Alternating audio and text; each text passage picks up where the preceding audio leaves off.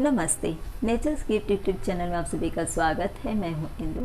सर्दियों के मौसम में नवजात शिशु को नहलाते समय क्या क्या सावधानी बरतें, कौन कौन से ऐसे उपाय करें जिससे कि बच्चे को नहलाने से ठंड न लगने पाए या सर्दी जुकाम की समस्या न होने पाए, ऐसा सवाल हर न्यू मदर के मन में आता है। तो आज के इस वीडियो में मैं आपको कुछ ऐसे टिप्स बताऊंगी जिसे अपना करके आप जब बच्चे को नहलाएंगी तो बच्चे को सर्दी जुकाम या ठंड लगने की समस्या नहीं होगी। वीडियो अगर आपको पसंद आएगी तो लाइक करना मत भूलिएगा। आपके लाइक करने से मुझे बहुत अच्छा लगता है। ऐसा लगता है कि मैं जो कुछ भी वीडियो आप लोगों के लिए बना रही हूँ वो आपको पसंद आ रहा है। और अगर आप मेरे चैनल पर न्यू हैं तो वीडियो के नीचे जो लाल बटन है उसे दबा करके आप चैनल को सब्सक्राइब कर लीजिए। इससे वीडियोस के सारे नोटिफिकेशन आपको मिलते रहेंगे। और वीडियो को शेयर भी कर दीजिएगा ताकि जो न्यू मदर होती हैं उन्हें भी इन सब बातों की जानकारी हो जाए। नवजात शिशु को सर्दी के मौसम में नहलाने से पहले कुछ बातों का ध्यान रखना बेहद ज़रूरी है। जैसे कि जब भी आप बच्चे को नहलाएं तो दोपहर के टाइम में, यानी कि एकदम सुबह सुबह बच्चे को नहीं नहलाना चाहिए, क्योंकि सुबह मौसम बहुत ज़्यादा ठंडा रहता है।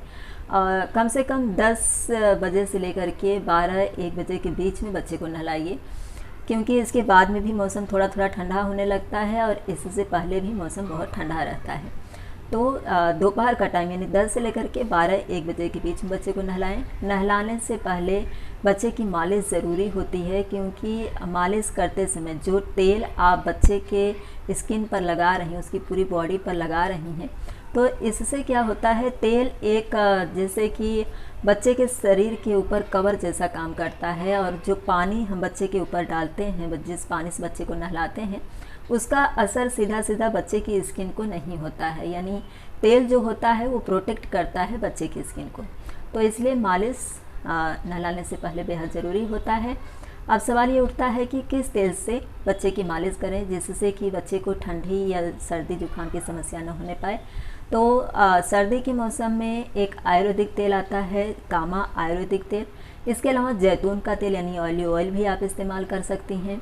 सरसों का तेल सबसे इजीली अवेलेबल होता है और काफ़ी अच्छा होता है, तो आप इन तेलों से मालिश करिए बच्चे की।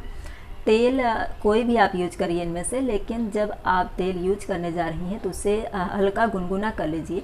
नहीं तो फिर पहले से इन तेलों को पका करके रख लीजिए। जैसे कि ठंड का मौसम है तो जो लहसुन और अजवाइन या मेथी होता है, अगर आप इसे सरसों के तेल में डाल करके अच्छी तरह से पका लेती हैं और इसे छान करके एक अच्छी सी बॉटल में भर करके रख लीजिए, और जब भी बच्चे की मालिश करनी होती है थोड़ा सा निकाल करके हल्का गुनगुना करके अच्छी तरह से मालिश कर दीजिए। ध्यान रखिए कि अगर बहुत ज़्यादा ठंड है, जैसे कि इस समय दिसंबर का महीना चल रहा है और तेज़ हवाएं चलने शुरू हो गई हैं, तो अगर तेज़ हवाएं हैं, एकदम से बहुत ज़्यादा सर्दी है, धुंध है, तो ऐसे में आप स्किप करिए। बच्चे को रोज़ रोज़ न नहला करके या तो अल्टरनेट डेज पर नहलाइए, नहीं तो सप्ताह में 1 दिन नहलाइए।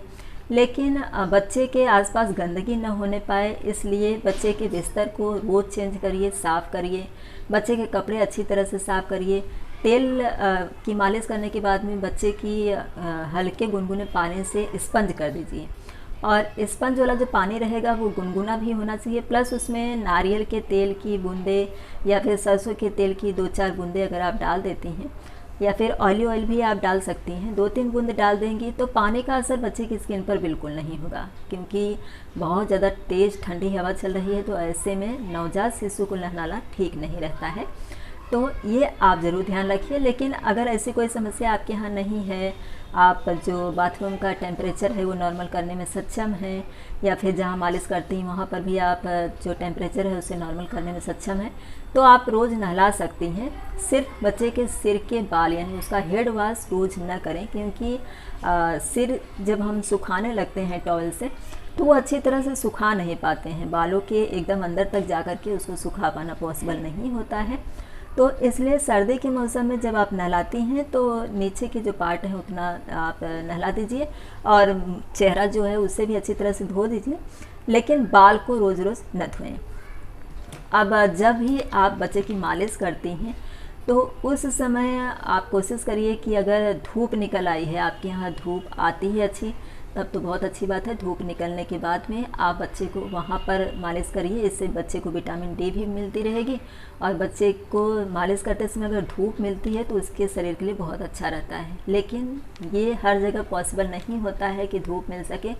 तो आप जिस कमरे में बच्चे की मालिश करेंगी उस कमरे का जो टेम्परेचर है उसे नॉर्मल कर दीजिए। नहीं तो जैसे ही आप कपड़ा निकालेंगी, अब तक बच्चा अंदर कपड़े के अंदर था, और जैसे ही आप कपड़ा निकालेंगी बच्चे को एकदम से ठंडा लगने लगेगा, क्योंकि पूरा ठंड रहता है। और कितना भी हम अच्छी तरह से दरवाजे खिड़कियाँ बंद कर लें फिर भी ठंडी हवा थोड़ी बहुत अंदर आती रहती है।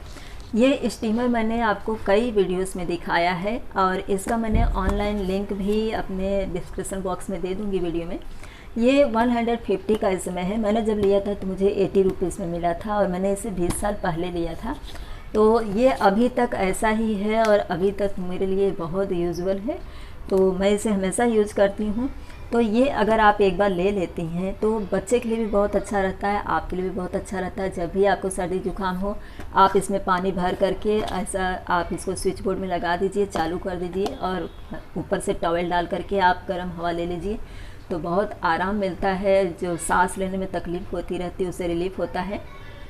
बच्चे को अगर सर्दी जुकाम है तो उसके कमरे में इसका चूँकि वायर देखिए आप बहुत बड़ा है, तो आप इसे अगर लगा करके थोड़ी दूर पर रख देती हैं, कमरे का दरवाज़ा बंद कर देती हैं, तो वहाँ का जो हवा रहता है एकदम गर्म रहता है और बच्चे के सांस लेते समय जो हवा उसके अंदर जाती है गरम गरम, तो इससे बच्चे के नाक में जमा हुआ म्यूकस भी निकलता है पिघल करके। प्लस बच्चे को सांस लेने के लिए गर्म हवा जब जाती है तो अंदर उसके सीने में कफ नहीं जमा हो पाता है और इससे आप रूम टेम्परेचर को भी नॉर्मल कर सकती हैं। यानी अगर आप आधा घंटा चला देंगी दरवाज़ा बंद करके, खिड़की दरवाजे दोनों बंद कर देंगी, तो कमरे का जो रूम टेम्परेचर होता है वो एकदम से नॉर्मल हो जाता है। तब आप बच्चे की मालिश करिए तो बच्चे को बिल्कुल भी ठंड नहीं लगेगी।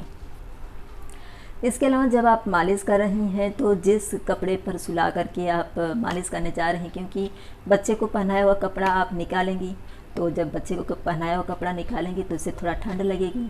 तो इसलिए जिस कपड़े पर आप बच्चे को सुलाएंगी उस कपड़े पर आप कोशिश करिए कि आप थोड़ा सा प्रेस हल्का चला दीजिए, जो आयरन रहता है।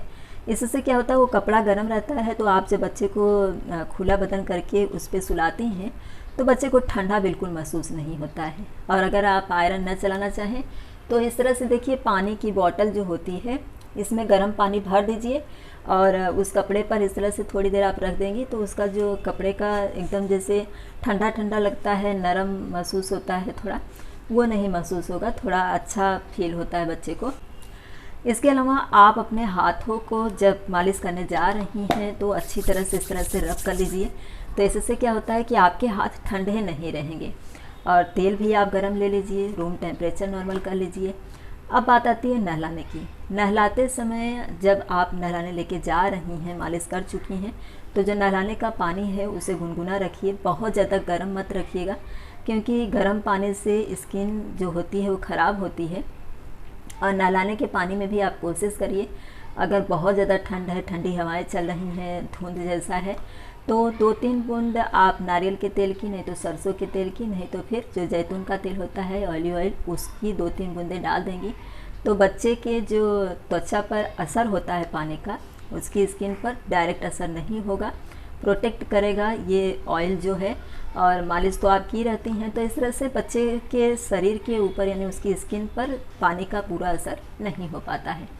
नहलाते समय आप कभी भी पैर से शुरू करिए, सीधा सिर के ऊपर अगर आप डाल देंगी, नीचे तक करेंगी तो सिर से जल्दी बच्चे को सर्दी जुकाम पकड़ने की संभावना रहती है। इसलिए सिर से स्टार्ट न करके आप पैर से यानी नीचे का पूरा शरीर पहले आप साफ़ कर दीजिए साबुन लगा करके उसे अच्छी तरह से, और उसके बाद में सिर को इस तरह से हाथ में ले करके आप इस तरह से धो सकती हैं। लेकिन हेड वॉश आपको रोज़ नहीं करना है, बाल अच्छी तरह से नहीं सुखा पाते हैं हम, तो इस बात का ज़रूर ध्यान रखिए।